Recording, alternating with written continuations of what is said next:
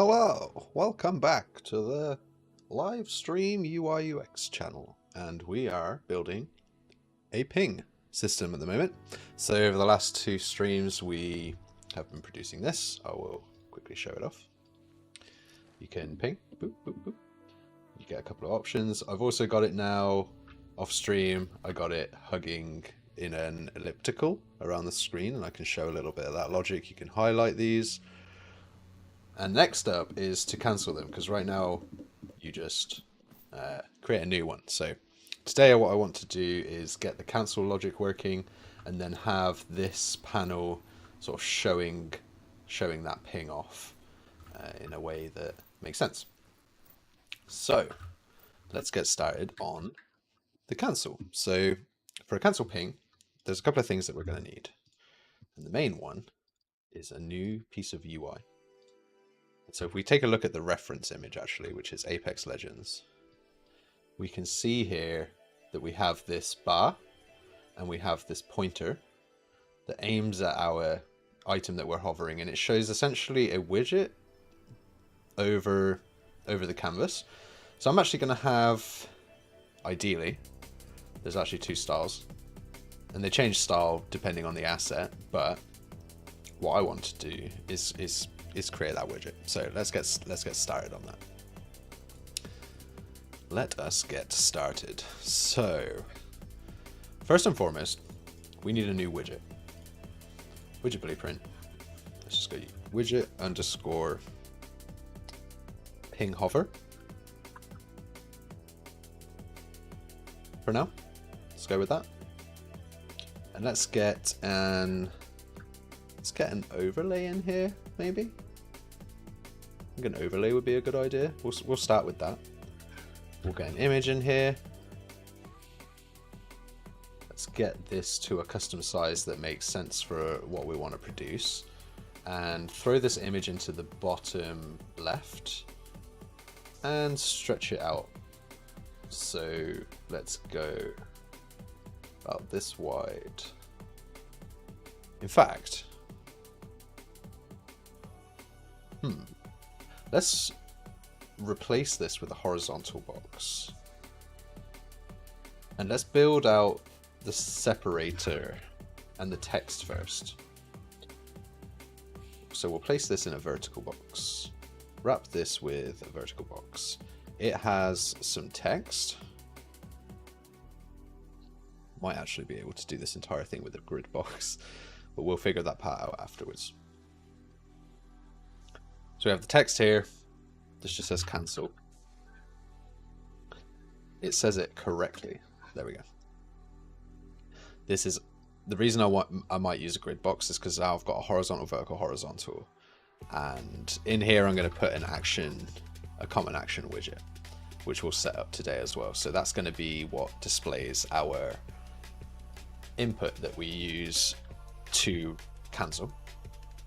So we'll be setting up the cancel input as well, and a little bit of common UI backend. So that's that. Then we've also got some text underneath here that this is sort of the context. This just says a couple of things. It's got like some Go text. I think we've got this in another horizontal. Wow, all of my widgetry is broken. Can I please wrap this with a horizontal box? Thank you. So we've got that. We've got this Go, which in this case is just some number of meters, and we'll style this just to be light. We'll give it a little bit of padding from the left. Okay. So that's the first part of what we're going to create, and it's also got this sort of bar that goes down and to the left. And so what I wanted to do, which is why I've got this horizontal box, is actually have this horizontal up and to the right, and then rotate this. I can angle this. We align it with the pivot to the right hand side, and then I could pad this down by however many units this text is. I don't know, so some number, right? Like 40 or something. You can actually see in the original reference that it also doesn't touch, which I find quite interesting. But let's just go let's just try and get this as close as we can. And then maybe we'll pad it to the left slightly. We might need to do that with transform. Go 38.7. 38.8. 38. 38.6. Basically, we care about this mostly at 1:1 scale. You can see now that this is like kind of a horrible aliased line. And what I want to do is create a material for that.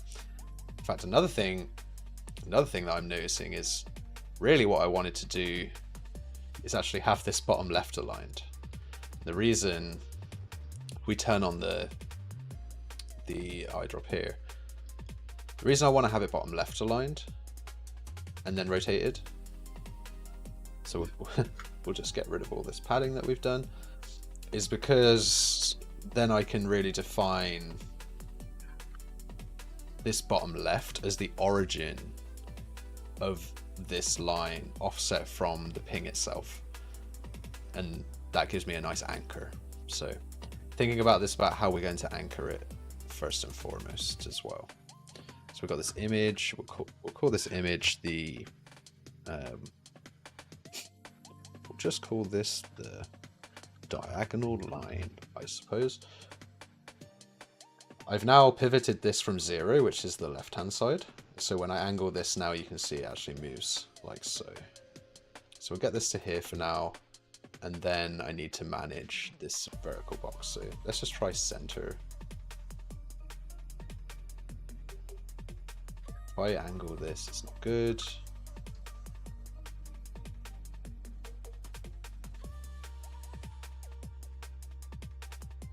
Go with that. And then I can just translate this to the left. Actually, just translate this to get it in the right place. And so what we'll do next is we'll create a material for the diagonal, so it doesn't look so aliased. So at 1 scale right now, this is how it looks. Might be a little too much, actually. Might just shrink this down.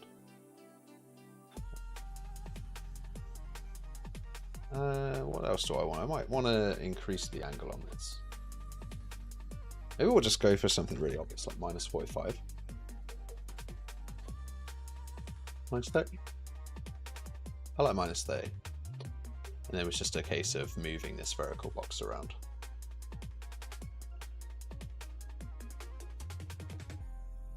Okay. Go make the material for this diagonal. So in here, we'll just go material, m_ping hover diagonal line. Could name it something more generic like triangle, but okay. So over on Google, I'm going to just type in SDF triangle UE5 and look for a reference for that. So an SDF is a signed distance field. Got this cool website here. So this is the sort of shape that I want to be doing. Just got to go and find. You can make the skate S, which is pretty cool. Okay, so let's go find the triangles. Triangle, please. I'd like a Here we go. Triangle exact. Okay, so you get this potentially. We'll see. Oh, look at this. This is actually even simpler. So I don't know if this is going to work, but we'll try it. I don't think it is going to work because it's a function. Yeah, so it basically breaks immediately. So what I'm going to do is take this over to GPT and ask it to convert that into a Unreal Engine 5 HLSL.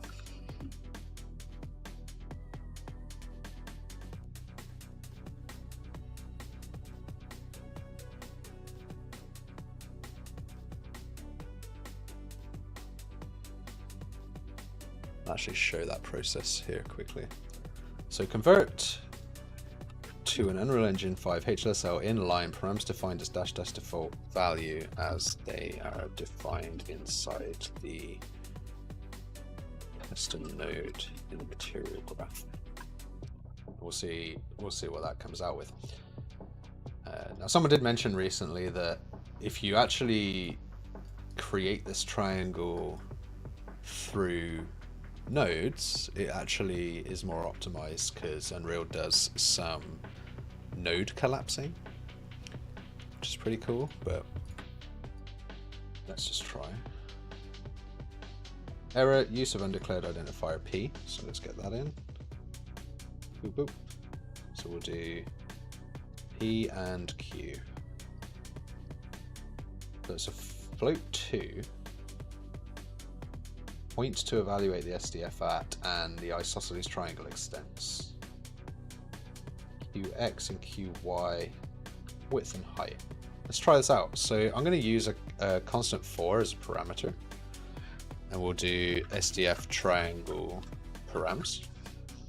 And when you drop this down in the channel names, you can actually name these. So SDF location X and SDF location Y, and then triangle width and triangle height. So you can see now we actually have the 4 named variables in there, and what I can do is append these together, just append vector, and I can plug that in, and now we've got a nice user-friendly couple of variable names. That's really neat. Let's get those default values in. So this was 0, 0. I actually want 0.5, 0.5, I think. And then 0.51. We'll try that. 0.51. And then we'll plug this in to our material, which I'm going to change to user interface masked, I suppose. Plug this in to the opacity mask, and we'll just make our default color white. Wow, you get nothing. We get nothing. We've done it right.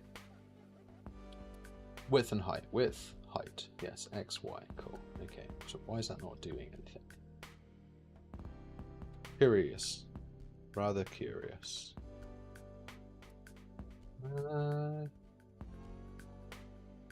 Let's see what happens if we create a material instance of this and then place this material instance into here. We get nothing. So now what I'm going to do is I'm going to take a picture of this and paste it into GPT, like so, and then say, my intent is to draw a triangle inside the green box with the width at the right and the tip at the bottom left. It can hopefully be UV width at bottom, tip at top, tip top, and I'll control params to shape it correctly, maybe. It might mean that this actual is a square that has like a nice taper on the inside, and we'll see how that goes in a sec. Okay, shape it correctly. Currently I see nothing in my custom HLSL material graph, and I'll post a picture of that as well. So and see what it says, because it might have better context now. Just kicking it off with a little bit of GPT code. I didn't know you could put in custom shader code in a material editor graph. Yeah, I'm not an HLSL experienced with it in any way, but with the advent of AI, it does have that pattern matching capability to get you somewhat the way there. In fact, in our other streams, a lot of them explore that to see what we can do, where we can push it. Particularly with GPT, I haven't really explored others. Often people ask me to use Gemini. But yeah, like, if you have HLSL experience as well, like, of course you're off to the races. The only problem is that it doesn't, what's called, like, flatten or collapse, like node collapse. When you use the material graph by default, it will take your maths and it will optimize them. But with HLSL, it can't do that. So per pixel, the cost is actually higher just using HLSL to do exactly the same math that you're doing through material nodes. Yeah, Zahib, I recommend trying it out. Let me see if I can find a reference for something that I really want to try with HLSL. So, what is it? Holographic 3D card UI. I really want to try and do like something like this stuff soon. Like I really want to try this out soon. Where like your mouse position is just tilting the card nicely. I think it would just turn out to be a really nice little visually pleasing thing to look at. And then like with this one, it's hard to tell, but this hat is actually like parallaxed back, and you can just do that through this screen position. You can do some math to offset it, which is pretty cool. And then when you turn that card, it's actually a 3D realm, and do something really cool like a forest with another layer in front of a character and another layer in front of that with some like silhouetted limbo. Like if you ever played Limbo, like there's silhouette trees in the front, and then like you've got this world inside a card. It'd be super cool. I got loads of references recently from people that are doing this, and yeah, AI HLSL might help a lot with that. So it's came back, it's like, okay, so right now you're basically fielding only the triangle center and size into the SDF, but you never give it the UV you want to evaluate. Okay, so I need to update the node. Boom. So now I need to do UV, and then it's telling me to change the names of the variables as well, because it likes to do that. ChatGPT likes to do that. UVs, try, pause, and try size. Okay, so then we take the UVs just like so, we paste that in here, paste this in here. Now we have a triangle. Awesome. And it looks terrible. But we'll fix this. We'll fix this. So we have a triangle. Number of instructions 67, and it can't graph collapse. So already, you know, not awesome. So one of the first things that I want to do, like almost like basically manually, is come in here and just do custom rotator. And then these are my UVs that I'm going to plug into this rotator. And then the rotation center, I will actually, I could probably use this FDS location, possibly use that. Let me just add 0.2 to this so I can see where this is actually sitting in. Oh, it needs to be in the opacity mask actually, sorry. Add 0.2. No? Oh, it's a mask, so that's not going to work. Let's just turn this into translucent for a sec. That's not working. Not one. Wait, no, not one. Well, that's really not. Oh, I plugged it into the wrong thing. There we go. 0.2. Okay, so I can see this is actually at the bottom. I'm just going to try and rotate this quickly. So if we do a divide node, I think it's just 1 divided by 360. Wait, how do you do this? So the angle is 0 to 1. So if I have a value, let's just do a scalar parameter value called angle, and I say I want it to be 90 degrees, please. I think if you then divide that by 360, you get the 0 to 1. And so you can see here it's actually, yeah, now it's on the right hand side. So this is exactly what I wanted. So I can take away all my debugs and I can go, I don't really want to go back to translucent, to masked. I want the translucency because I'm going to ask GPT to produce me a anti-aliasing, which we're going to need translucency for. So you can see now we've kind of started to get the effect that we want. Let's go and find our material instance here. Open up our parameters, and for the height, I guess I need 2. 1. Why is... I find that strange.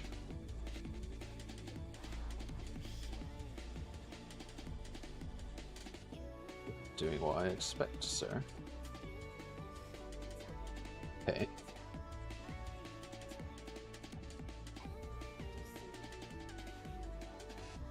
Go with that. It's looking pretty good. Let's go to 1 time. You can see how it's like really jagged. I mean, you might not be able to see on the stream, but it's still really jaggedy. So what I'm going to do is take a picture to explain this problem to GPT. I need to alias this, or anti-alias this. I need to make this worse, please. I need to alias this. I don't want to anti-alias it. I want to alias it. I want to make it worse.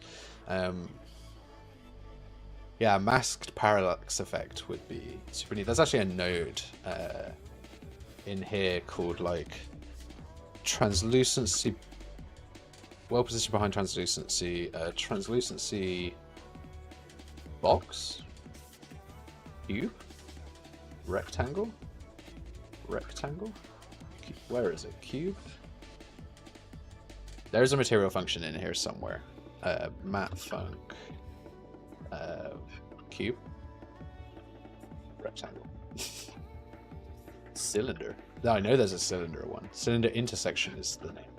So if you then take an intersection, box intersection, and now you can define the camera vector, and you can define the origin of the camera to this pixel, and then the box size. And now what you basically get is, as you turn the CAD, you get a mask that allows you to put whatever you want behind this. So you could have a whole 3D scene attached to the CAD, but because you're intersecting just on that box min max, and you're telling the vector, you get to basically have a little window into this like extra world inside a CAD. So definitely excited to do that. Definitely excited for that one. It's going to be a fun stream. Okay, so it's like replace your return with this. Oh, sure. Okay. Where does this start? Float disk square x anti-aliasing. Float disk minus square root dx dy. Dx dy. Okay. So then it's saying turn the SDF into a filled mask, one inside anti-aliasing. So I think we're going to copy from here, and we're going to go to here. And then do we have any extra parameters now? Look at the custom node in the opacity mask. Or multiply with your curve if you're in translucent. F width. Float AA equals F width. Roughly 1 pixel. Can I have it configurable, please? And I just want an output that goes into the translucency. It's visible on stream, yeah, nice, fair. So we can all see that this is very jagged. I'm gonna fix that. Like, most of the stream is just making a triangle line. We are 25 minutes in. It's not the end of the world. We'll be fine. So copy this. These are our new material params, and then we'll go down and we'll copy this code because it's been real nice to me, and split those up. And then it says undeclared identifier. Cool. Oh, undeclared identifier line with edge. Yeah, sure. Okay, those are our new properties, right? So I don't need to moan at GPT about that. I just need to add them. So we've got the line width, and we've got the edge softness. Oops. Edge softness. and fill amount. Okay, so I'm just going to make these as 3 different params. So we'll go line, I don't know what line width is, edge softness and fill amount. I need to double check what it's trying to do here. Line width is how thick the diagonal is. Edge softness is for how soft and anterior the edge is. Fill amount is how crisp the line for a filled triangle or anything. Oh right, so it's given us these. I didn't even ask for it, but it's given me the ability to do this as an outline. Thanks. Line width 0.002. I don't think I'm going to want it as 0.002.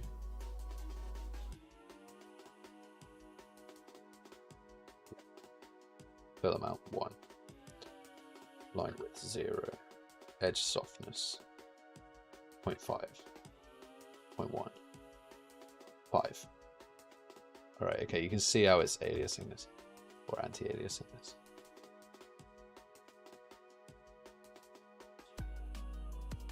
Yeah, it's doing some weird stuff there as well. Okay, this is... sure. I think just one aliasing will be enough. I was wrong. Everything is a lie. Let's just double check that our two instance. Just check that these are, yeah, these are default. I'm just gonna say that didn't work.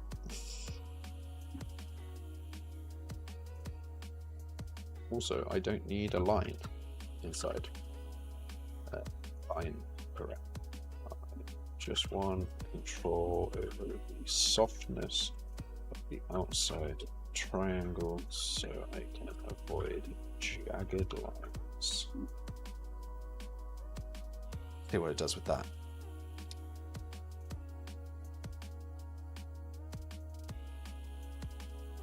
Simplifying, thank you.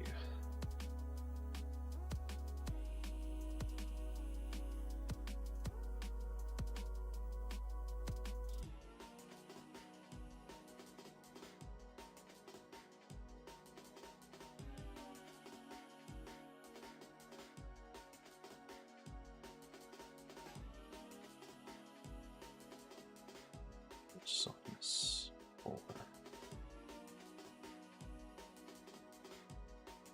It's almost just making it worse. In fact, there's a lot of artifacting.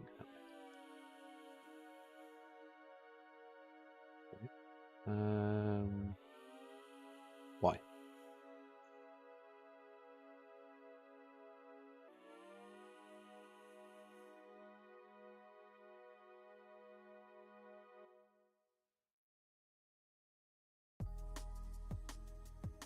It's because it's splitting. It's getting these like floating point errors. This isn't what I want. It looks terrible still. Okay, well, what I can do. Let's see what it's doing.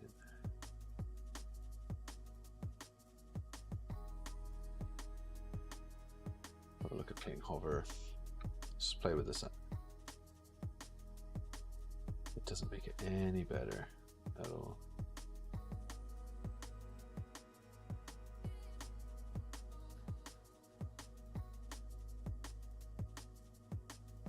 I can increase it to make that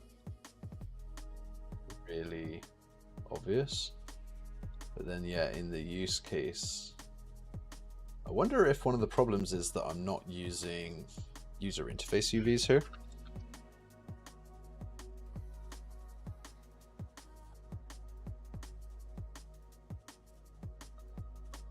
I think it makes a difference. Let's do this and say it's still really bad. Is there a better way to achieve the goal in the other image I have shared? And then I'm going to share it, the reference image, so that we're doing research. Actually, I don't need to do the reference image. To achieve the goal, there's just a goal. It's still really bad. Is there a better way to achieve the goal? Yeah, like possibly a better way would just be to have a square and we just cut off a side of it, or a diagonal of it.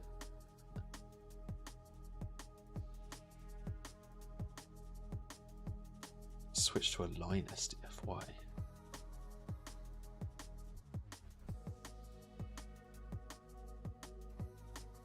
I don't want to draw. I don't want to do a UMG draw line. That would not be ideal. Let's see what the internet says here. So UE5 triangle UMG long line.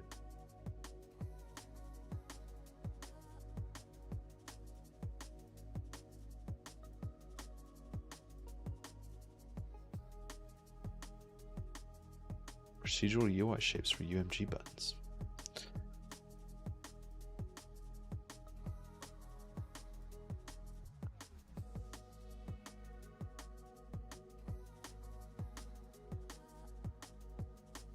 I'm going to install, because apparently this is literally directly solved in the UI material lab that comes with Unreal. I'm going to go and install that because I don't think I have a copy of it currently.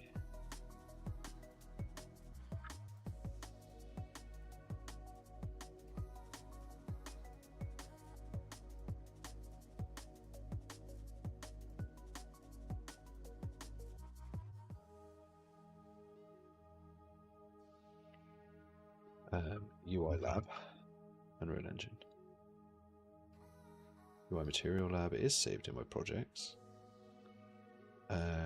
Create a project. I think we're on 5.6, yeah. 5.6 version, but that's fine. Let's go in game dev, experiments, select folder. Yeah, I'm going to pop that open. Game dev, experiments, UI material lab. Let's pop that open. 5.6, yeah. Okay. See where that takes us.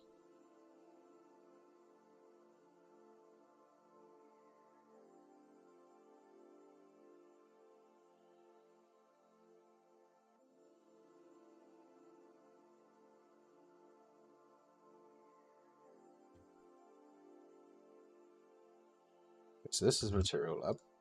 Got the UI material lab. What happens if we just hit play? Cool. Okay, so got all of this gradients, time. Yeah. Oh, that's really cool. Okay. So nothing there explicitly. Here though, this is probably going to help.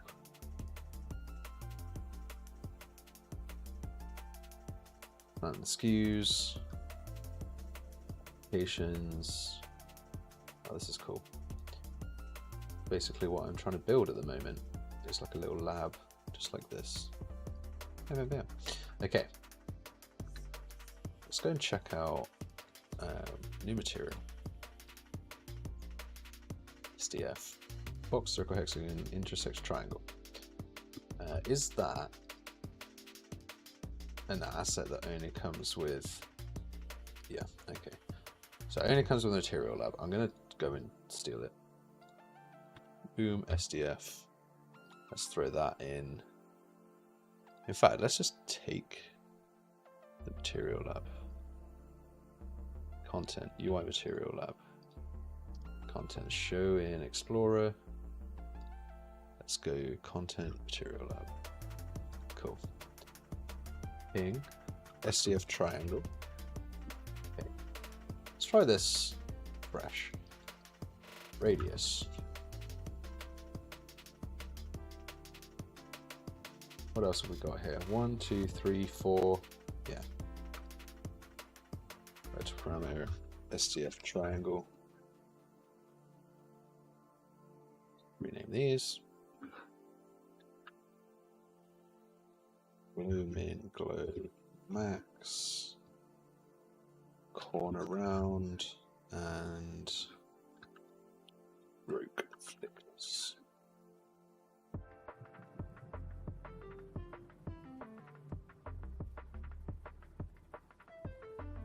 Alright, plug those in.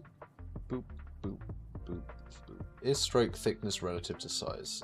No, I suppose not.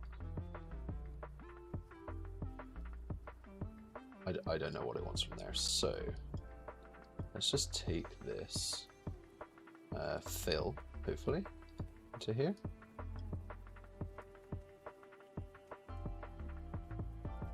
It's a circle.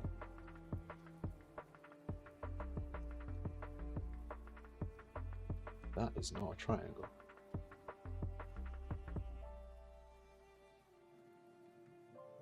Okay. UVs, scale center. Oh, radius. Maybe change this. 0.5, 0.1, -1. Okay.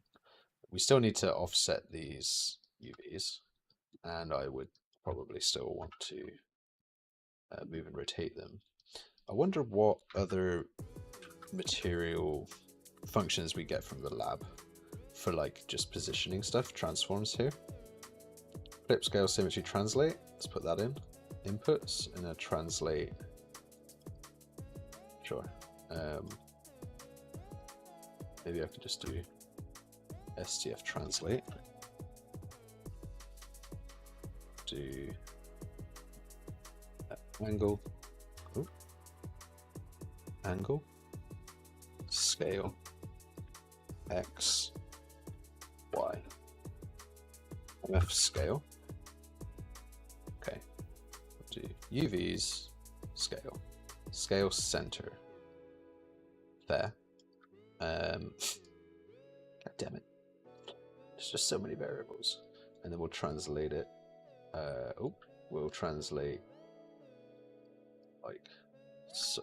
Append. It's a Y translation. UVs raw. Rotate it. MF rotate. MF angle. MF angle. UISDF triangle. Sure. Okay, well this is angle rotation. And then it's got the rotation center as well, so it's just all kinds of annoying.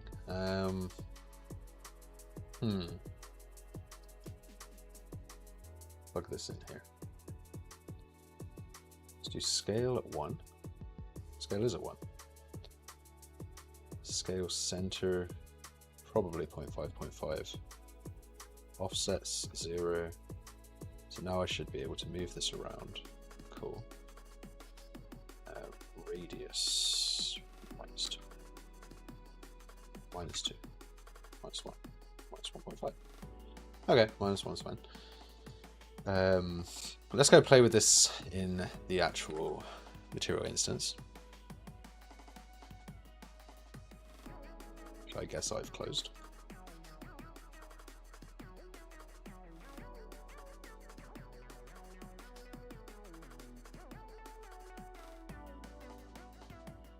We're taking angle from here, so let's just change that. We'll change this to 90.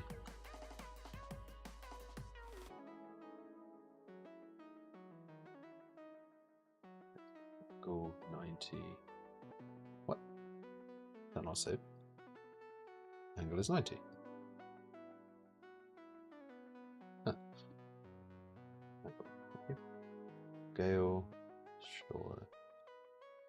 Scale and radius seem to actually do the same thing, I've just realized. So I might not even need scale. I do need this. Glow min, glow max, yeah. So now we get...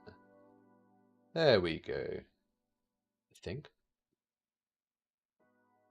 Might want to scale that down a bit.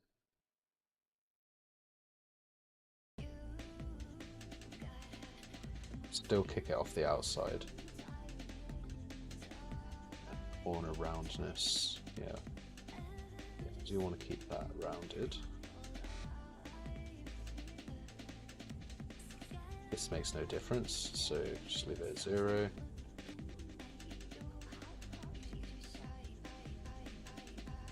that I think is a lot nicer.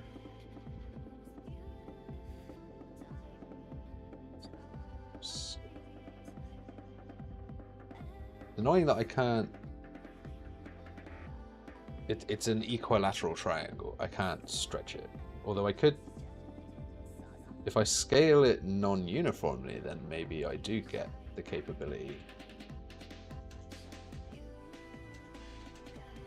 to play with this a little bit. Let's try that quickly. So over here, we've got scale X. Well, scale we don't need. So let's just go and rename this to scale X and scale Y. And then append these. This angle we don't need because we're getting it from radius.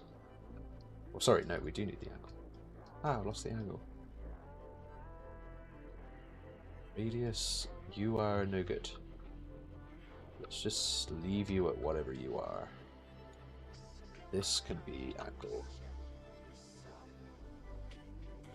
This can be an appended scale here.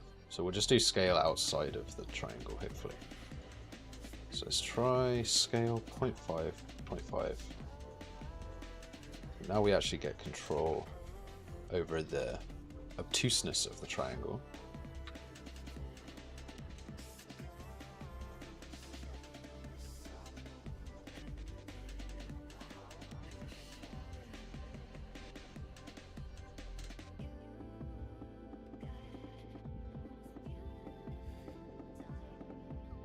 Okay. 1 times scale. It's looking horrible.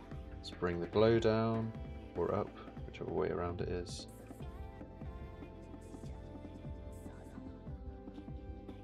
Zero. Some roundness.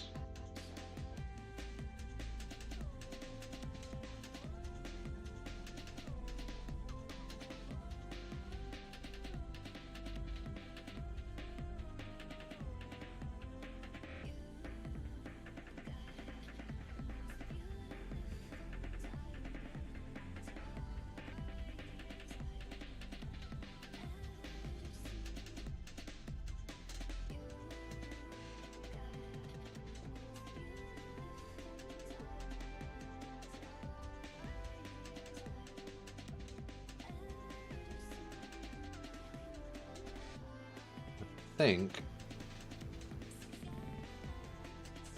do us from where I'm looking, it's a lot less bad than it was, and I want to move on. So let's get our this our makeup for this, and I need to actually plug in a key for this. So if I do tab, it's not going to work because we don't currently have any data for how our enhanced inputs look. So yeah, cool thing is we can get rid of the HLSL.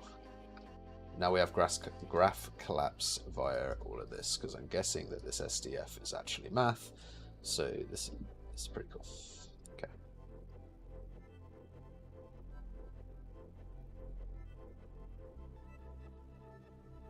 Shiny.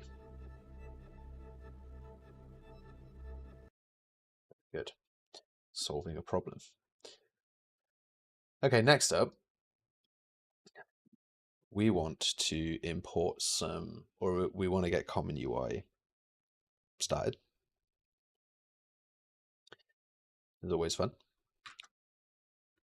Let's move over to some new music.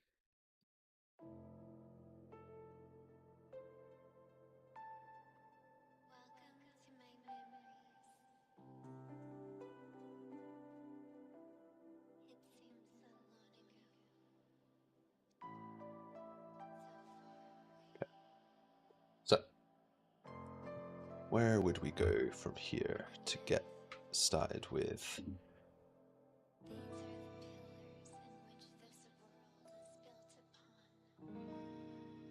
Oops, set the project down. To do, there's a whole bunch of steps for common UI. Quickest way I can think to get us there. Because I don't want to spend all the time just doing everything from scratch on every stream. What I'm thinking of doing is going over to an old UXIF stream and just bringing in from an Unreal project the UI setup that we did for the UI stream. We had some content in here. Input prompts pack. Some common UI. Yeah, let's try. Let's just can't now but try. Gotta try it. So we'll go up in 2 new assets. So we've got the input prompts pack, which is going to give us, say, these white elements just to give us something to render, and this common UI setup in here.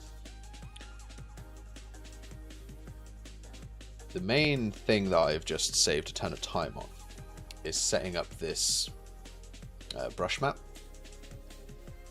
to some degree. So you've got these enter, escape, E, Q, R, this stuff. So I'm gonna add, what am I gonna add? I'm gonna add cancel ping. So we'll do accept, back, tab left, tab right. Let's just do a real simple one. Cancel ping.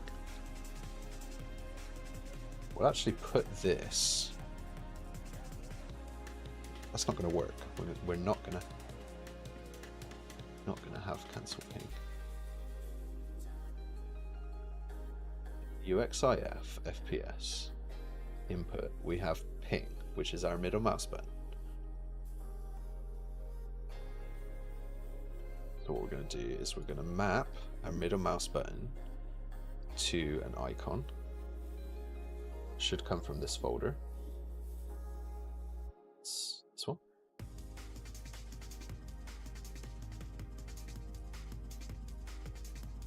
We'll put that in here. Pile that. Now all we need to do is go to our project settings and check for our common input settings here. Pick our input data, which I think is this one. Pop that open.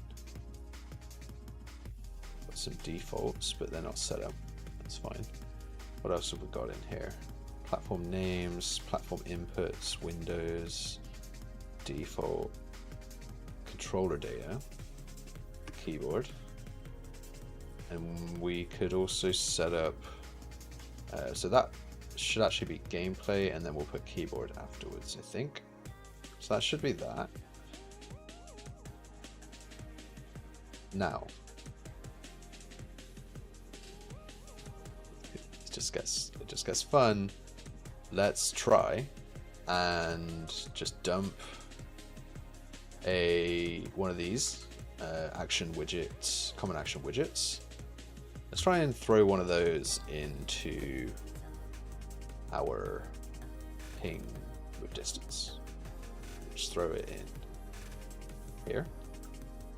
Just move it out of the way and see if this actually updates based on the input action. So here we take the input action, we just tell it, oh no, that's not right. It wants to be an enhanced input action. Immediately not going to work. Going to work, sir. So I think what I need to do is go to my project settings. Enhanced common.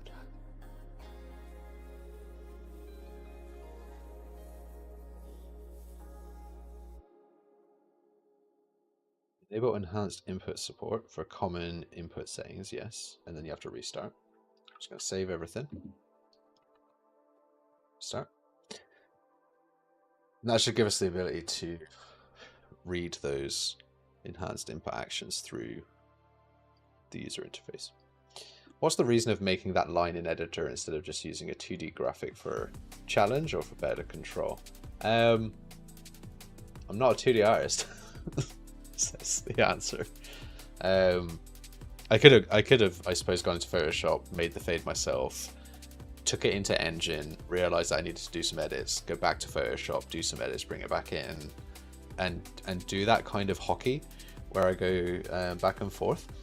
But I like using the as a tech artist, I guess, and being an editor as much as possible and using what's available. I kind of like that process of staying in Engine where possible. The level of control you get in the material instance parameter graph, like just the simplicity of like, hey, you know what, I just need to increase the fade, or I just need to increase the length, or I want to use it in a different use case. Like all of those kind of iterations that come up in day-to-day work, like so much better in a material graph than a flat graphic that gets imported. Because inevitably someone in your team is going to come along and be like, you know, I don't like the angle, I want to change the angle to this. And then you're like, we got to wait for the art to come back and do the same rodeo again, where we like iterate on that little diagonal line. It's like such a simple graphic that we don't want to spend too much time on it, right? So when it's parameterized and driven through shader, the technical art is basically trying to help. Yeah, it's trying to help alleviate that process. Plus, like, I don't want to have to open Photoshop. I do like working in Engine as much as possible. Okay, so we did the change, which means we should now be able to open up the widget ping hover that we've been building. And we should be able to pick an enhanced input action here. Now you can see that that is actually a thing. So let's go to our ping with distance, which is this one, and pick the enhanced input action for ping. Compile that. If I pick the middle mouse, you can see it draws it in here, but it's enormous. And the reason for that is that inside our common input keyboard data, when we defined the new, where's it gone? Middle mouse button at the top here. When we defined this brush, we didn't define the size. So let's just come in here and say it's 24 by 24. And now you can just barely see it, but it is there. I'm actually going to change this to the mouse underscore middle, and then we'll use a different one. I kind of like this one, possibly. Again, it came in at an enormous size. So let's just crunch that right down. Okay, so we do get that here, and I'm now going to clear the design time element and just leave it as this white block, and then just double check that that actually works in game. Yeah, cool. So you actually get to see the icon on there, which is great. It's a little bit crunched though, so I do want to maybe go for 32. Bam bam. 11. Full screen. Yeah, it's a little bit nicer. What have I got here? It's like an RPG. Okay, so we have bam bam bam, a middle click that we're not actually going to use in that context. I was just doing that for a test, so we'll get rid of that. When we hover it, we want to hide this text, and we want to show this entire asset anchored from the bottom left onto the screen. So I need to figure out the best way to code that. We are 55 minutes in. Scalability, yeah. So yeah, back to the conversation on like the angle. This we're talking about why do this in a shader instead of like importing the true art. Like, and sometimes you could do that, but yeah, for scalability and maintaining it and modularizing it, right? The material itself is now usable in other use cases. If I just want like a triangle pip on the side of like a, I don't know, say it's like a speech bubble or something, I have something that I might be able to use. And yeah, a lot quicker to iterate now. if I want to change that angle, it's not going to take me long to do that. Let's get this drawn on screen. Let's get that drawn on screen. We've got all the elements that we need, but we just want to get it drawn on screen, and then I want to sort of animate it. So it's the triangle is going to grow, and then the bar is going to grow, and the text is going to come on screen. Whenever you hover an element, it's going to have that cool animation, and then when you go away, probably just destroy it. But I know that that's the widget style that I'm going to use for potentially all of the ping hovers for these, like accept or cancel for now.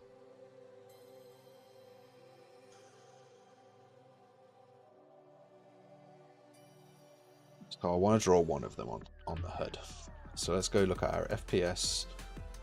Let's go look at our FPS core HUD. Where's the HUD? It's here. We are adding a ping panel. Perfect place to add a quick overlay, or probably a canvas panel with a canvas panel inside of it. How do I want to do this? I know I want one of them. I'm just going to hide it when I don't need it for this ping hover element. I can't have it on the canvas panel pings because we add to and clear that over the duration of the game. When it's drawn, it needs to be perfectly at the widget element's position. So I kind of do want it to live in the ping panel. I was thinking of drawing it directly to the viewport, basically, was another option. So there's a couple of options. Draw it straight to the viewport. If I do that, I've got to manage its position from somewhere. And I need to manage that position in context to the widget that it is meant to be attached to. And so it would need context of this ping panel in order to do that. Because this is where all the widgets get held, so this would be a perfect place to do that. Connection. Okay, so yeah, I'm going to wrap this in an overlay. Which essentially just gives me a way to stack these. So that's the ping panel, and then this is the canvas panel hover widget, I suppose. We'll get the ping hover here. Stick this in the middle, 0, 0, 0, 0, 0, 0.5, 0.5, and then we'll enter on here, size to content. We can see that when we're sizing this to the content, it is actually not doing what we want. So we need to go and resolve that. The reason it's not working is because I've chosen a manual size up here. So what you really need to do is say desired, and actually organize the rest of this based on the desired size, so that you're actually looking at the representation. Oops. Which in this case, I actually needed to move upwards.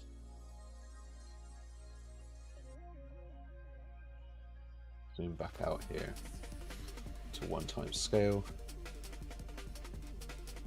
And then I will move. This is annoying.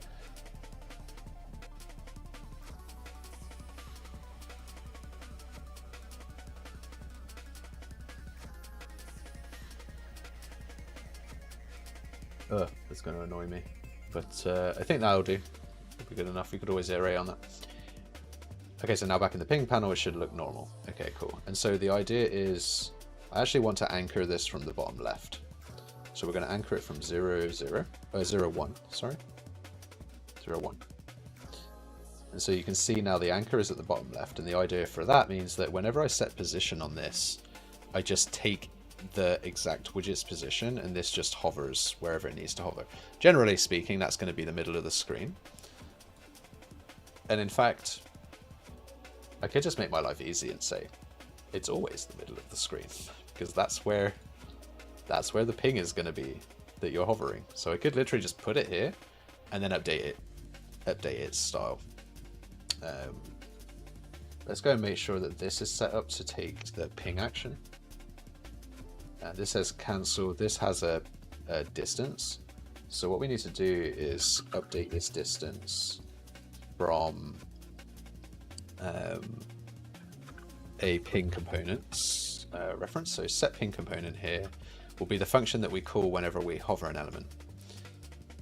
We'll take a variable ping component, or ping, I'll call it ping comp usually. Ping component, set that here, doop, doop, and then I could say something like, if this is valid, then I could play an animation, but in this case I'm just going to set the visibility to non-hit testable, and otherwise we're going to set the visibility to collapsed. Probably we don't want it to tick. I've heard that using the UMG animation tool for UI animations is bad generally. Do you have any thoughts? I've heard that too. There's a couple of reasons that could be related to. So what we're talking about right now is this animation graph here. So let's say you want to animate this, which I do actually. Let's make an animation real quick. Whoops. Let's make an animation. So we'll call this just call it fade in, I suppose. I want to animate this to grow. Oh, why is it not letting me go? Why is it not letting me go all the way? Do I have to stick to the left? Sure. Okay. So I want to take this from 0 pixels,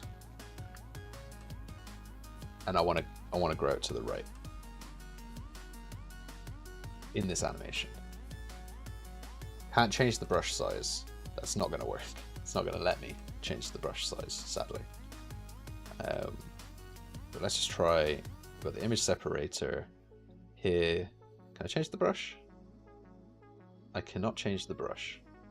So immediately I'm going to have to wrap this. So let's just go full size, and then we're just going to wrap this in a size box.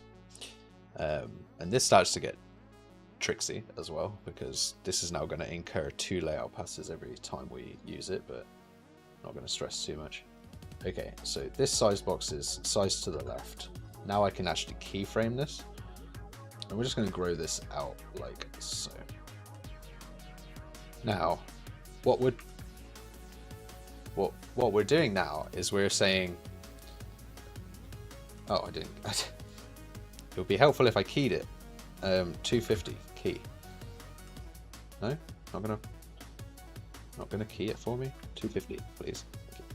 I need to tick this recording option. Anyway, so now we have this animation, and so what happens is, if you look at the marching ants, you can see the size of that layout changes, right? And when that layout changes, you incur an invalidation for the layout pass. You have to redraw every element that's inside this, I believe. That's what I understand.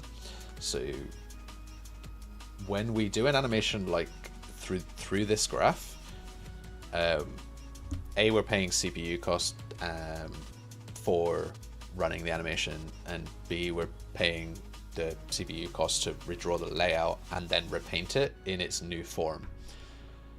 And one optimization that you can do for that is just have this material at this scale, or this image at this scale, and have a material on here that has the progress of that as a parameter on a material. So animate the UVs to fill out, right? And so now you're not updating the layout, right? The layout just stays static. It's cached, it's invalidated on the screen, it's drawn to the screen, it knows where it lives, it doesn't need to redraw, and it doesn't need to step through the hierarchy to figure out all the positions and like create the geometry again. The geometry is static, and we're just updating the paint layer, which is obviously cheaper, right? Because we're doing less things. Every time you invalidate that layout, you have to redo the painting, right? Because the layout's changed. But you can keep the same layout and just update the paint. And that's where that don't use UMG animation tool comes from. Because you'll frequently have people kind of doing this thing. Now, I use the animation timeline all the time. Especially if it's like a one-off animation that's just going to update that layout for a little bit of time. The trick is understanding it, right? So that you can make better convicted decisions. if I'm moving something around the screen the whole time, it's like a health bar on a character, right? Like an RTS character on the screen. If I'm moving that health bar around all the time, it's going to have a layout pass because it's been moved. And so it's going to paint again anyway. So I may as well have animations in there, potentially, because I'm paying for it all again anyway. Obviously you don't want to do any of those things on tick, like for changing the size of the bar and things. As much as you can do in the material, the better. So it's like a trade-off, right? You're trying to say, oh, I'm going to offset the cost of moving this around the canvas all the time and redrawing it with using some materials to control this health bar, for example, is something that I've come across in the past. So yeah, there's a lot to consider, right? Basically, binge watching the Unreal Fest talks on UMG will give you a lot of this information. Is basically where you can get some convictions on when and why things are costly or not, or better approaches. If I was a betting man, I would not worry about doing this, because like what's going to happen? Very rarely in the game I'm going to hover a ping. Say very rarely, maybe 5 times a game, and this is going to happen for about a second. The layout pass is going to update. There's going to be like a minor MS, like 0.05 ms while it happens, and that's it.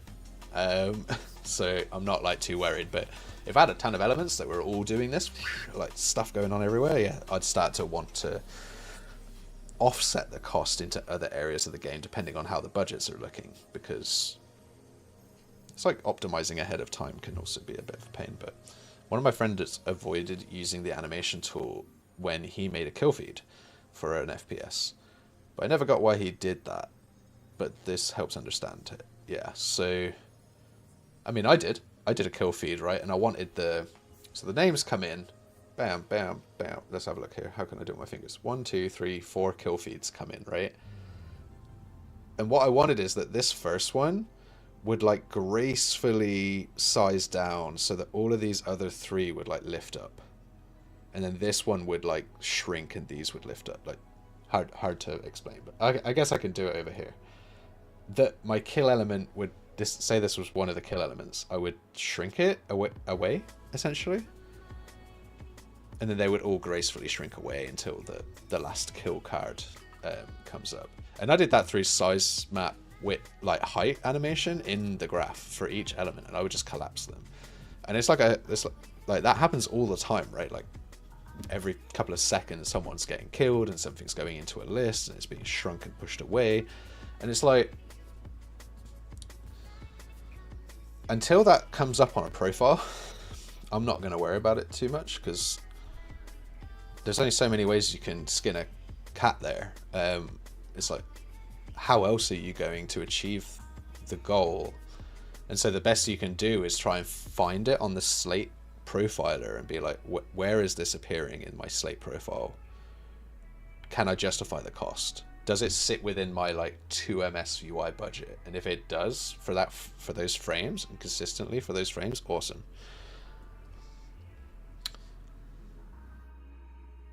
Do you know how to save editor preferences globally for like a hey blindness? So is that for like a wide team, like a larger team? Like you're looking at like, oh, I got 5 friends and they need some project preferences to be shared across multiple users. Is that what you're asking? Or just globally across all your own projects?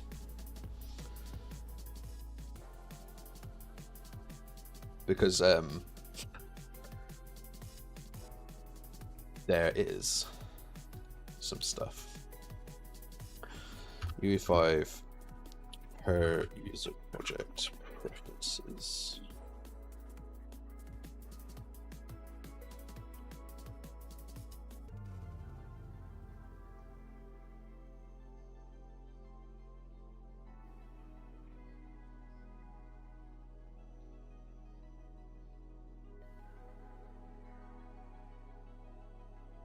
I had a template.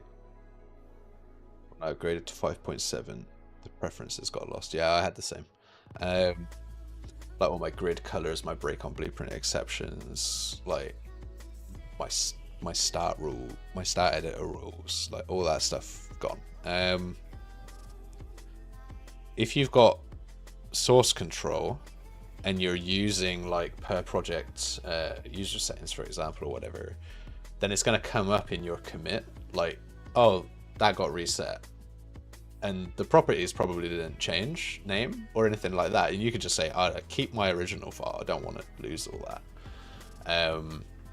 But yeah, like, I've lost it now. But yeah, per project user prefs, if I remember correctly. And you can actually commit that or something like that. It's like a shared version. You can commit that to like a shared repo if you've got a team of people, and they'll actually all get your shared preferences as well. All right, where are we at? We've got one more question in chat there. I do it first in the way I know, and then I check the profile to see if it's good enough, or further optimization is needed. Yeah, I don't want to optimize ahead of time. I want to implement things quickly. I want to get them in. I want them to exist. I want them to look correct, and then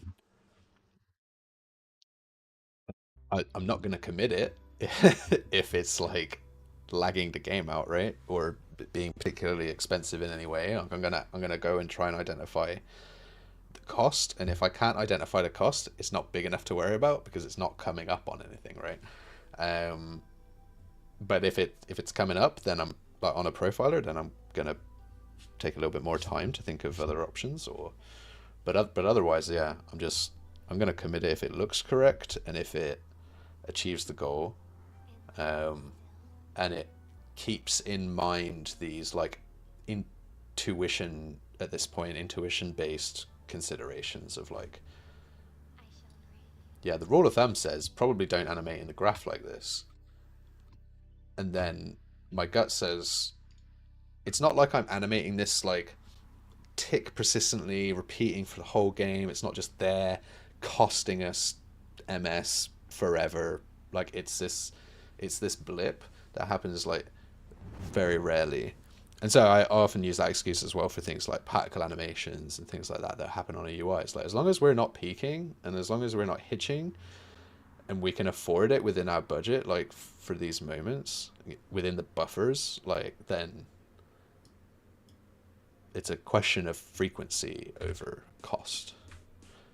Well, both in mind. Per project, yeah, per project, yeah. I haven't. Yeah, so we're talking about the per project user settings. We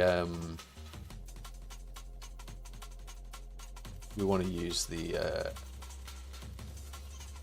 some sort of source control to make sure that we're not losing those settings. It's basically the way. Okay, so get is free for that. Okay, so we have the set ping component collapses or becomes hidden. Oh, sorry, I've done this wrong. If there is a ping component, then this becomes non-hit testable. Cool. And then in the ping panel, we should have event, update ping highlight. Here we have a set ping highlight to false, and we have a new set ping highlight here. We have a ping hover set ping comp to blank because we're clearing this out. Otherwise,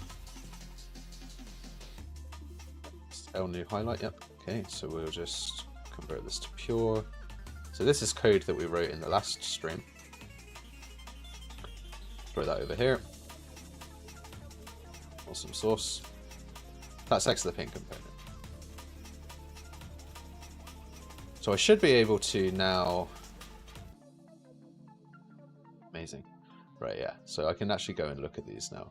This isn't too bad. Like, I'm not super sad that this just shows immediately every single time. I might want to have like a 0.5 second buffer on it because I might just be crossing, and I don't want this to happen when I'm just crossing over it. And that might come into the animation actually. The other thing as well is that when its lifetime ends, I wonder. Oh yeah, no, it does go away because it's smart. Okay. And so now I just need to implement that cancel, at least for now, and then I can get my. Well, let's get the animation in, because I do want the animation in. Let's move this over. Let's get this, and I've got to decide how I'm gonna. That'll do. Let's go from 0 here.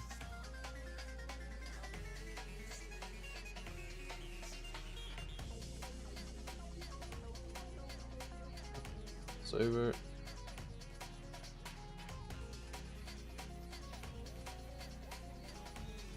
It's over.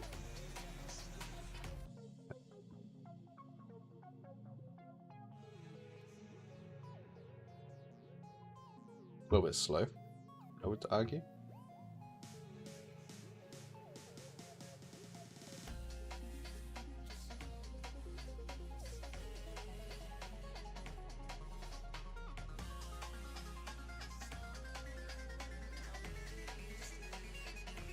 Might actually overlap these by frame.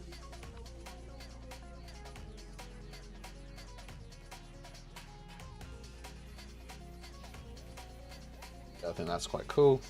And then we've actually got this entire panel. I wonder if the quickest way to just illustrate this is just to go 0, 1, and then just move this here.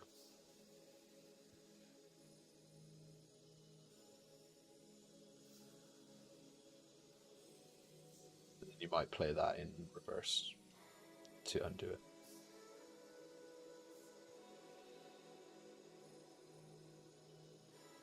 The other thing that I might do is move everything over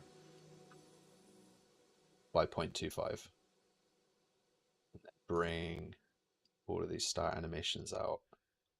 And so that's the concept of like, there's a hang as I hover. So if I pass over like 5 different pings, I'm not going to get this visible. It's just going to be like, it's going to look like this until it plays the in animation. The other way of doing that is through code. Yeah, the other way of doing that is through code. Let's try, wait, so let's go into the here and then play that animation.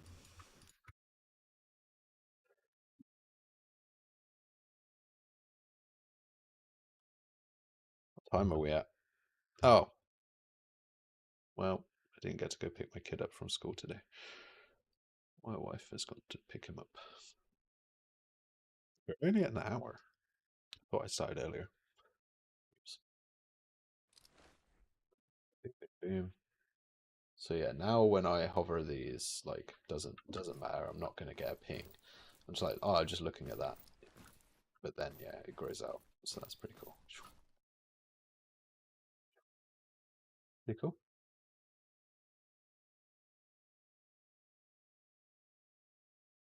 So something's a bit iffy on the first frame there, and I think I know what's going on. It's like not started the animation. So throw it there. Let's go back, get some more music on.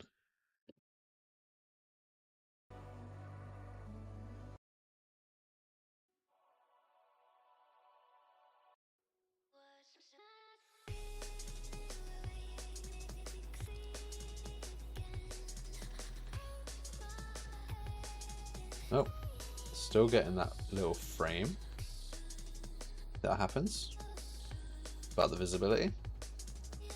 So what I want to do to resolve that is next tick, wait. So I have to do this over here. Wait tick.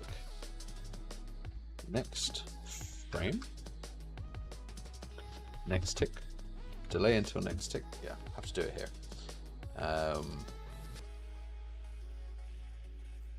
Yeah, and what I'm worried about as well is playing this animation, waiting until the next tick to show it, and then this having happened in the meantime. But we can resolve it, right? I think we can resolve that. So custom event, start show. Let's take this animation, go start show here. Plays the animation, waits until the next tick to display, to actually show it. So it's at least played a frame of the animation, which should be at the beginning, and then shows it. But what we want to do as well is just double check that the ping component is still valid here,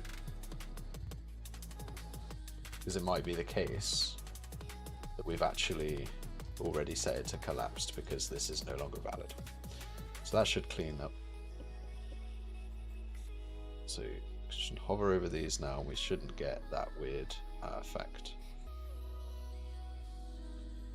Yeah, we can get the beginning of the of it, but we're not going to get a partial view. Now, just to make sure that I'm not going crazy, I'm going to just put this back in here. Just test it one more time.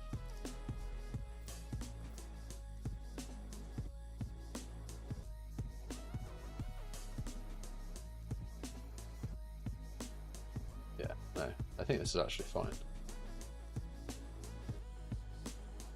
Nope, I am seeing dodginess occasionally. Yeah, okay, so this is necessary. I wasn't crazy. This is necessary, and I'm going to put a comment around this. It just says fixes artifact. Oops. Fixes artifact when hovering quickly between things. We see a flicker of the partially animated widget whilst visibility, when visibility becomes true.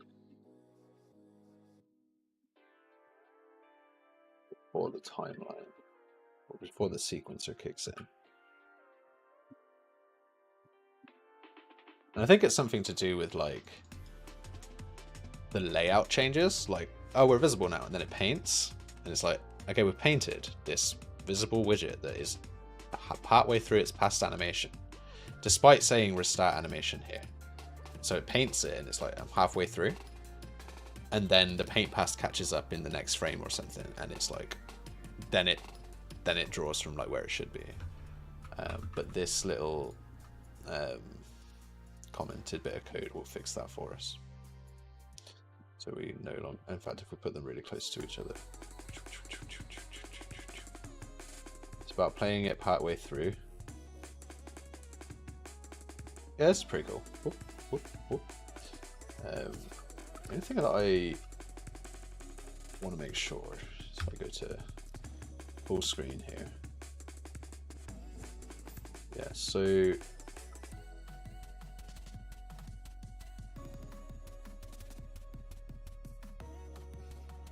my widget layout is still off slightly, which bothers me, unless I've accidentally moved it.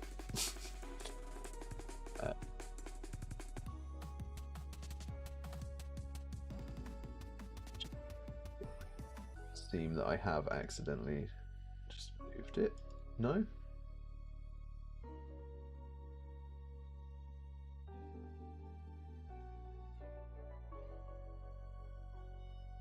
Make that thicker, I suppose.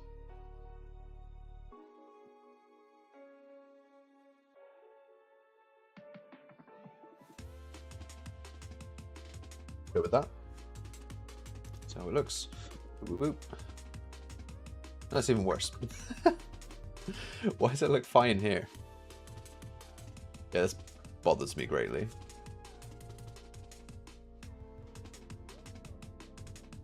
You're bothering me. Why?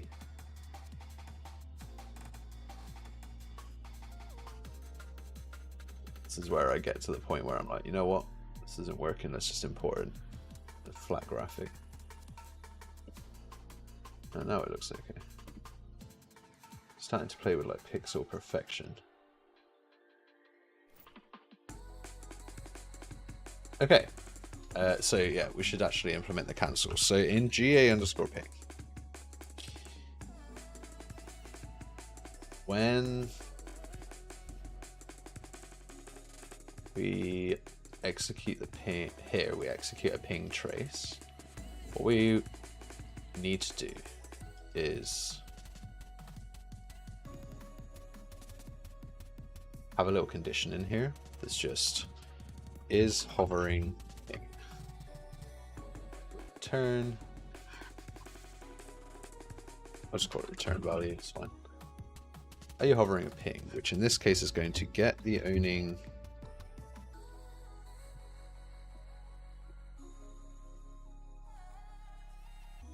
this is going to be client side now.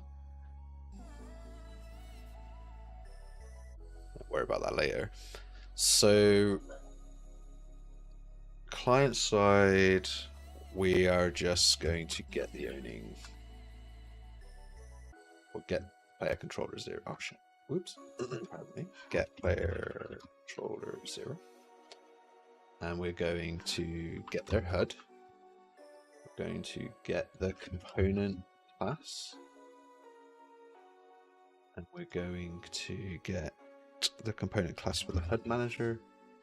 Manager. Ping manager. Get ping. Get highlight ping.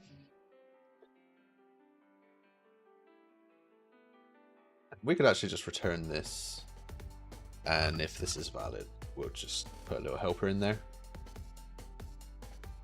Is hovering ping? Yes, and then this is the this is the ping. We technically don't need that. Get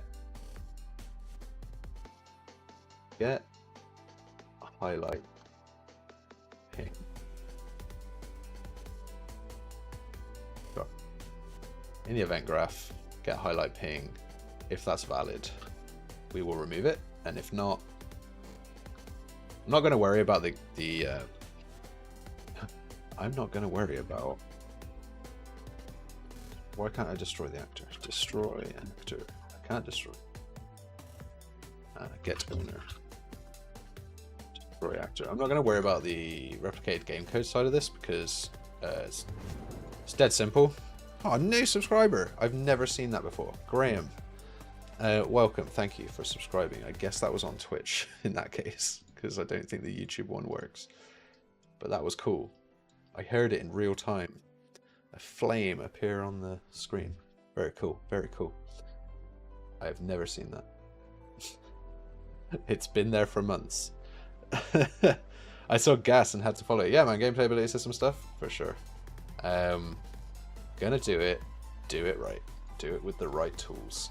So yeah, this is our ping gameplay ability. It basically acts as just the hub of everything we're going to do with a ping. In another episode, we're going to do like a radial wheel.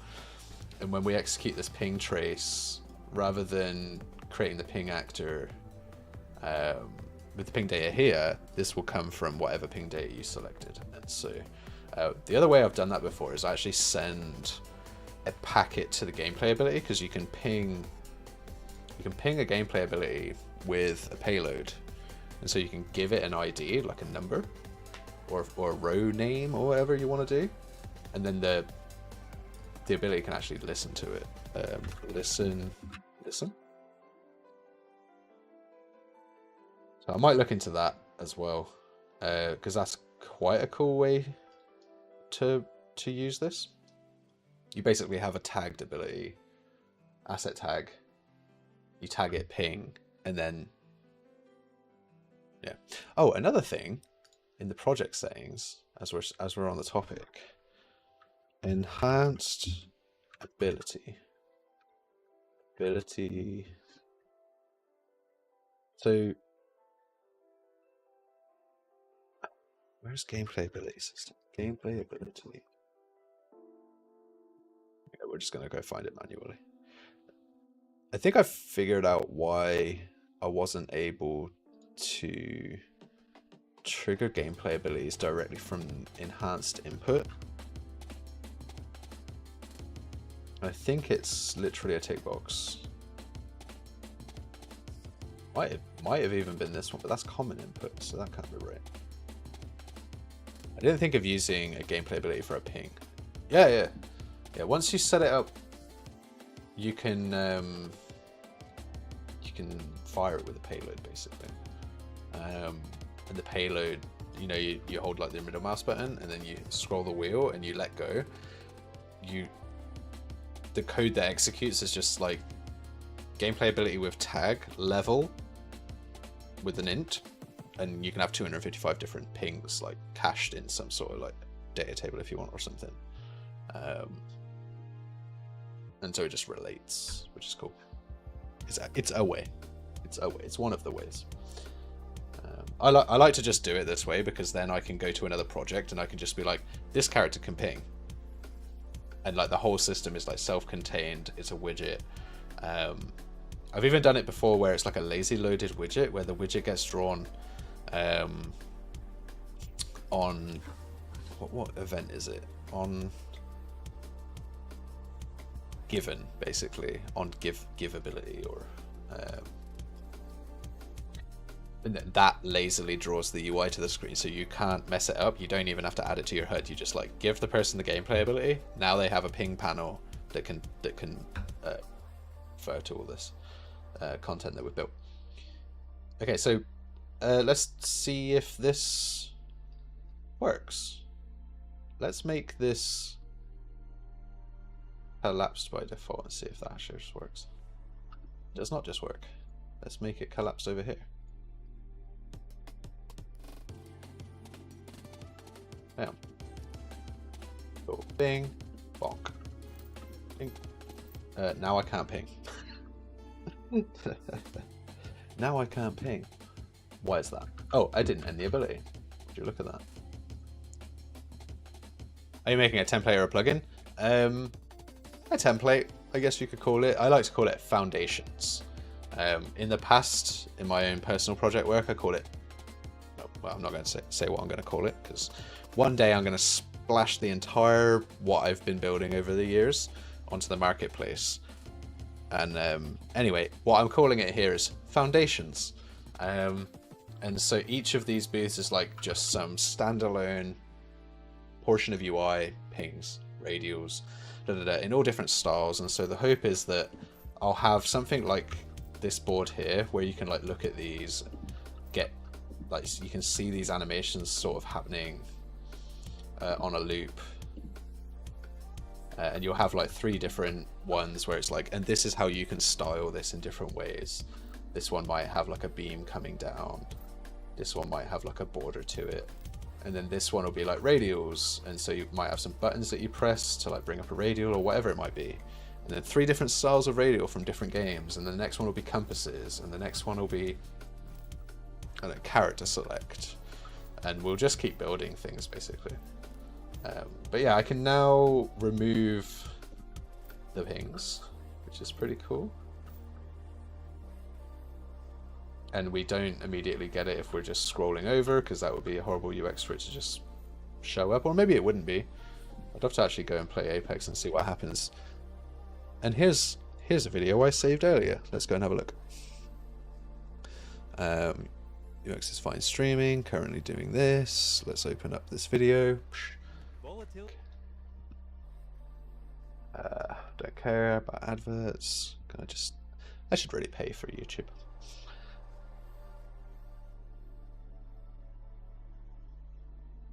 That's a really long advert. Okay, so we're in here. We're taking a look at this. You can see actually, as soon as he hovers the elements, it's like reactive. It's immediate. It's reactive. I'm interested to see what happens if he just pings the world.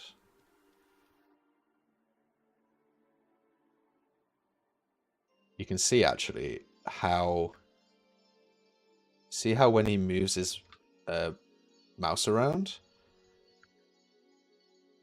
the little bar actually moves to where it needs to move. The little diagonal moves to where it needs to be in screen space, but the text stays in the same location. It's really neat, actually. Quite like that. Quite like that. The little diagonal moves. We could work on that. at some point, but it's not critical.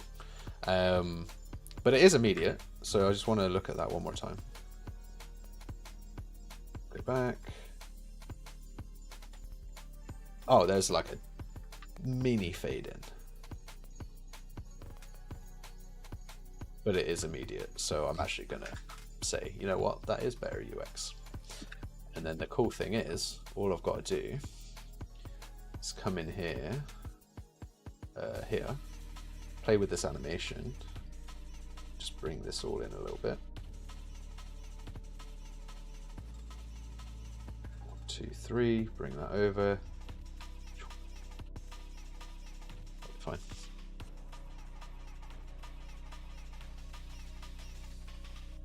I still like the animation, but we'll keep that. If I play this in full screen, horrible gun. Okay. 2, 3.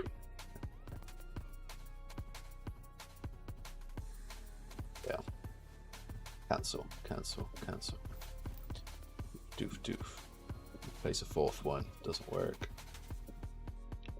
Yeah, and then I just need to change the title of this and put some default icons in the game. So anyway, that is today's stream. I think we've hit quota. Well, we're almost at 2 hours. I was only supposed to go for an hour because I wanted to pick my kid up from school, but I missed out. Hey, Kaizen, welcome. GG. No, other way. Ah, I missed it. You'll have to unsubscribe and resubscribe. So we got the cancel ping. Ping ownership. I am curious what happens in 2-player. Let's have a look at that. Let's go listen server. 2 players. Cool. Ping. What happens for the other guy? He gets a ping. Oh, it's way off. It is not represented correctly on the second screen. I wonder why that is. Something to do with... Not good, not good. My math for locking to the view is off when the window isn't full screen. Let me just do that 1-player editor window minimized ping. Yeah, you see how when I look up here it starts to move with my view. That's the elliptical logic, but you can see how the elliptical logic is ellipsing on like half my screen space. So I do need to go and actually fix that at some point. I could see if it's simple enough to fix right now. Let's go to update ping positions here, get widget position. This is the logic here for an elliptical position. We're coming in, getting a clamp position, clamping to an oval here. If I don't do that, maybe it's fine. Let's just not. Oh, I don't even need to do that. I actually have a boolean for it. Oval? No. Okay. So let's have a look at this now. Yeah, so that's fine. Let's just leave it like that. I'll fix the oval off screen another day. So anyway, back to 2 players listen server. Boom, boom. It's over on the wall. Oh, look at that. I'm getting 2 returns. Client 1. Huh. So that's not good. Cancel these. Yeah, these extra ones that are stuck to my view. That's fun. And I don't think cancel is working on the client. Which makes sense because I messed up the gameplay a bit basically while I was talking about it. I was like, I'll handle this destruction later. This is running on client and server right now, if I remember correctly. Oh no, it's running server only. Which basically means that highlight ping doesn't work because we get player controller 0 for that. So that's not going to work. How would we fix that? We would need to put the ping manager somewhere else. So, I mean, we could put it on the game state, but it seems a bit strange. Basically, the logic uses, well, it shouldn't use the player camera manager 0. It should use the owning actor's eyes, and then that would work a lot better in multiplayer as well. So we'll have to fix the multiplayer at some point. I think would be, it's not critical for what I'm doing in the streams right now. I'm doing rapid prototyped UI, I suppose. But let's pretend I was doing it for a multiplayer game. It basically doesn't work right now. So I might go and fix that. How long have I got? Who's interested in multiplayer? I could say that the next 20 minutes will be fixing the multiplayer. Let's try and do it. So, okay. Main issue. First issue. Let's go straight to the gameplay ability. Find out what's going on here. So, this runs on the server only. He thinks he never has a ping, so he just runs this. Let's go class defaults, server only, net security. Client or server can trigger execution or termination. No. Server only execution. Just server only. Okay, and then for the execute ping trace, we get the actorized viewpoint, which is what we want here. We are going to event graph, get highlight ping here. Get the highlight ping. We're going to go through all the pings that exist.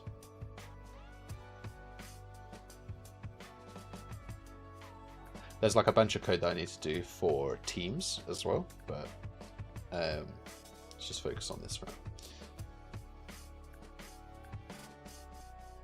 This is tracking all the pings from the client's perspective. I suppose it'd be fine if I actually changed this to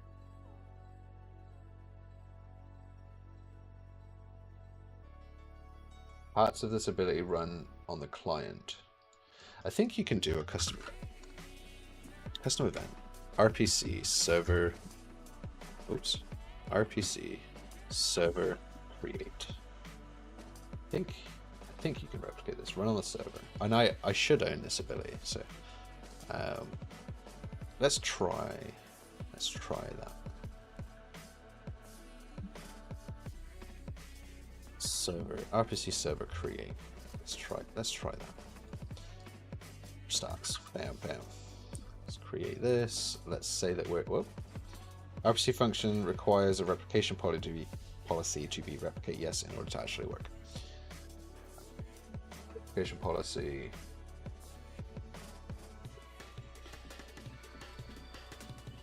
So I've got two options. I can either replicate the ability and I can just use it as an object that can replicate and just do regular RPCs, or I can just say when the player middle mouse buttons, the ability is going to decide what happens. There'll be a discrepancy in some cases where a player thinks they're looking over an object, pressing the middle mouse button, and the cancel just isn't working. And so what you can do is you can give a little bit of authority back to the client, and you can say, hey, you know what, when you press the middle mouse button, we know you're looking at something, and the only ones that you can destroy are the ones that you own. And so in a security sense, even if a player was to force that RPC, the server side security will just say, well, you don't own it, so you can't destroy it. And the only thing the player's doing, if they destroy the ping, is they're just removing a ping through a command line if they manage to hack into the RPCs. Or the other option, that's one option, is just saying it's client side. The other option is only server side. Player just presses the middle mouse button. There are going to be some discrepancies in some cases around lag, where I'm looking at something, I press the button, nothing happens. And that's pretty common in games too. I'd prefer to have less replication. So I don't want to replicate this ping. I do just want it to run on the server, and I want things to happen as a result. So in this case, I'm going to go to the class defaults. I'm going to say it does not replicate. It is not locally predicted. It is a server only It's server only. It respects input from the player. So if we go here to net mode, play as a client, one player client. Wow, okay. Lost half my screen, apparently. Let's try that one more time. There we go. Ping. Nothing happens. Ping, ping, ping. Okay. Did I disconnect something?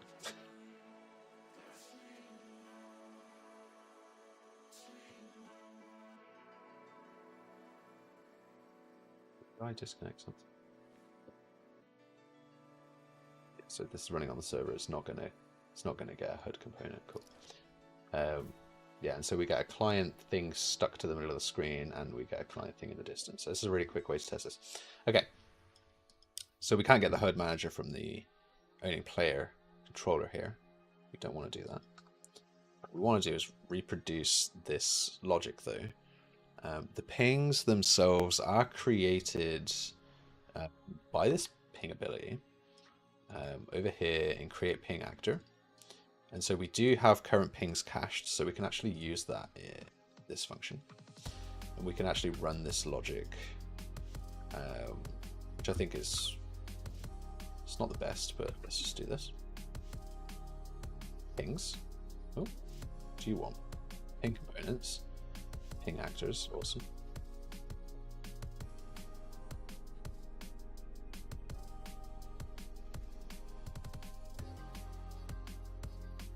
This over. Okay. This isn't ideal, but we'll just run with it to fix the replication. We can always consolidate code paths later. So here we're using get player manager. So what I want to do is get the avatar, which is a feature of gameplay ability system, and I want to use his viewpoint as the location. And I want to use the forward of the rotation for this. And now we can get rid of that manager entirely. And just to ensure that these two code paths are similar, in the local players version, I'm going to get owning pawn. Oh, get player pawn. And I'll get his eyes. And I'll use that as the location and that as the forward. And so we've got parity behind the systems. I don't like having the code written twice. There is a rule of 3 where I don't want to have the same code 3 times. I do have it twice right now. And so I do want to move some of this code to probably game state, although that's more for replication. I don't know how I'd manage it. Okay. So what we would do is just return the highlight ping. Compile, event graph. Do we get a highlight ping? If we do, destroy the actor. This is happening on the server, it ends the ability. If not, execute a ping, create a ping at the avatar's viewpoint. Let's see how that goes. Ping. Register ping. Can't register a ping on a ping component on a HUD that doesn't exist. Right. Can execute cosmetic events. Simplest way to fix that. Can execute cosmetic events basically means if you're a dedicated server and a ping has happened, you don't have a HUD to register with, so don't worry about it. Ping component, if there is a player, yeah, so we don't want to do that here either. We want to can execute cosmetic events here. This is for, yeah, just the ping component's lifetime basically. Yeah, that's all. Cool. So that's now working over the server. I just need to figure out why I'm getting like a bunch of sticky pings on my screen.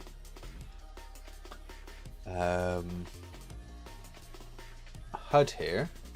Just print how many times are we adding this to the viewport. Once. Okay. How many times is my ping panel responding to we've got the init, we've got a ping added event, and I basically just want to F9 on here and find out like why are we drawing 2 of these. So we'll draw 1. We receive a ping component. Oh, I know why. Yeah, I do know checks. I do know checks. So yeah, that's interesting. And the ping component, what happens is once it receives the data asset, it registers the ping. So when we set the data asset, we register with the manager. We also technically do that once on begin play, just in case it's already valid. In fact, I guess what I could do is say valid here. Is this valid? Then in the ping actor, which has update ping component, set the data asset here. Set the data asset. If it's valid, register it. Otherwise, unregister. And execute cosmetic events in this, unregister, remove this, and say that the ping was removed. In fact, if this wasn't even valid, we shouldn't be removing it, because we can't remove it. So we won't. And on register, we should ask if this is valid, because what if it gets called with a null? So let's just add validations of defensive programming. Bam. Jump in. Bam. I'm still getting one attached to my screen. Yeah, okay, so now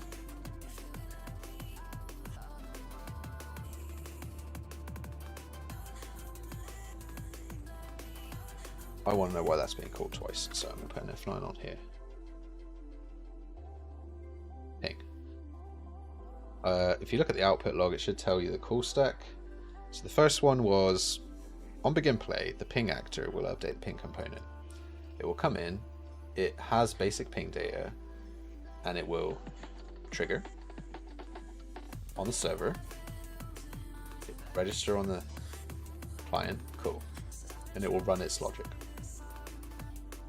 I think I know what's about to happen. The client is going to run the begin play here. Yeah, so this is going to get called a second time by the client.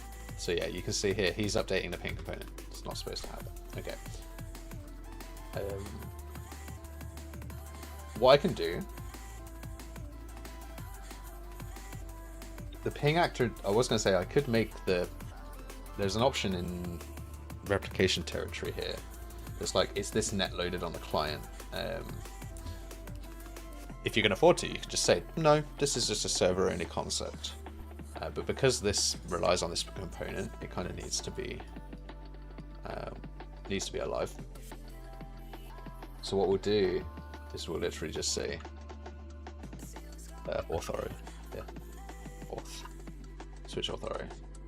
In fact, I could just, I like putting it in both places because it makes it clear the separation of concerns between the client and the server. But I should put this here as well. Play. Okay, so bam. Well, now I can't even do a ping, apparently. Server, boom. I see nothing.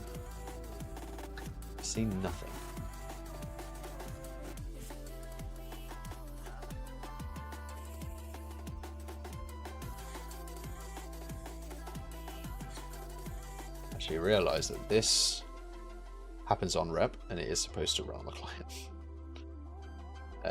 In fact, all of this code after this for registering the ping or setting the data asset, etc., should really only be on cosmetics clients, basically.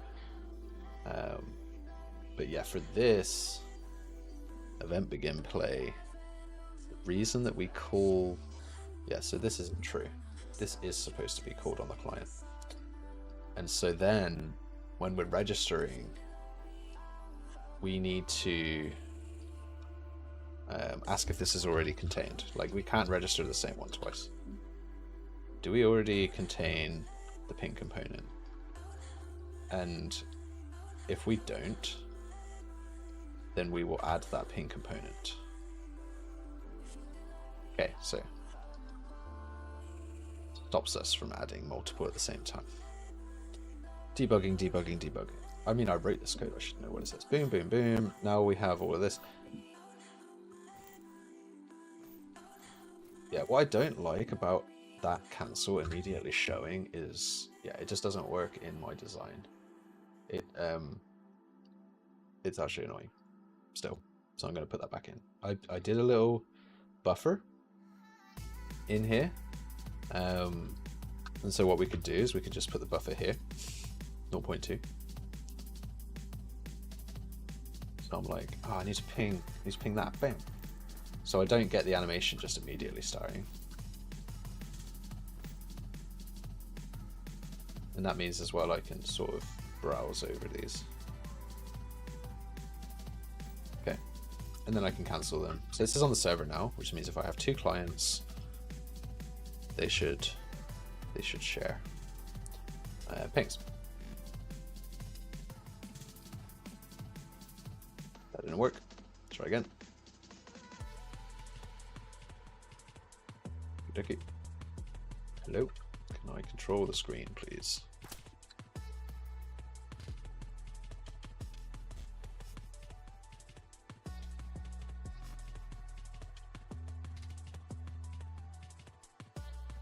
Why? Why can't I control the screen?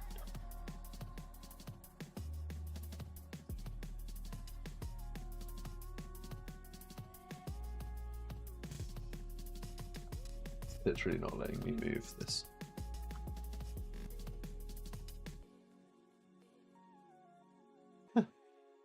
Why? Not allowed to move this element. Can't even Alt-Enter on it. Yeah, it's just locked to full screen. Okay, well.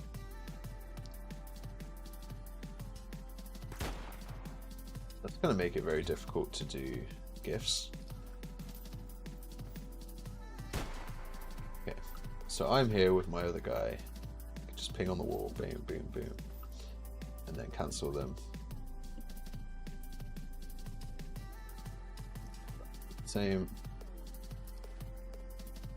Moment I cannot cancel them because they are not mine, and so I need to manage that later on.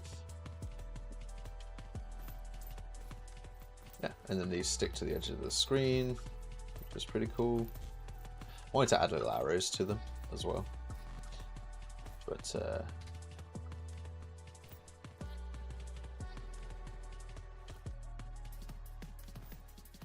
yeah, we'll get to that another time.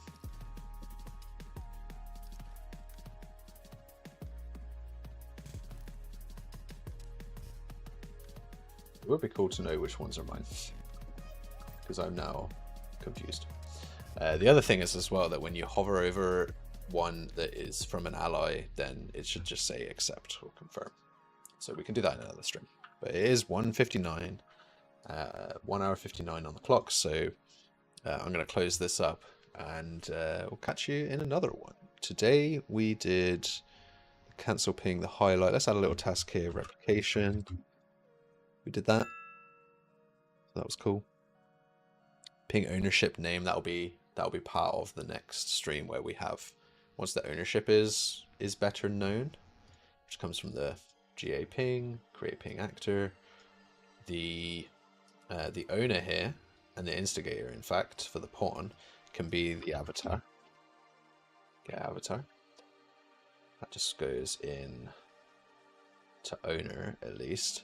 And anyone can get that owner, which means that as long as that owner is in replication range, we can find out whether that is your ping. And if there is no owner, then we might need to save that ownership data on the ping actor for the name, because it might be the case that the person that made the ping is miles away or disconnected, at which point I suppose you would remove the pings anyway. Anyway, we'll come back to this. This is a fun little challenge project. It's got lots of bells and whistles. Thanks for joining, and as usual, we'll see you in the next one. Thank you for joining the UI Radio Game Show. Thank you very much. See you in the next one.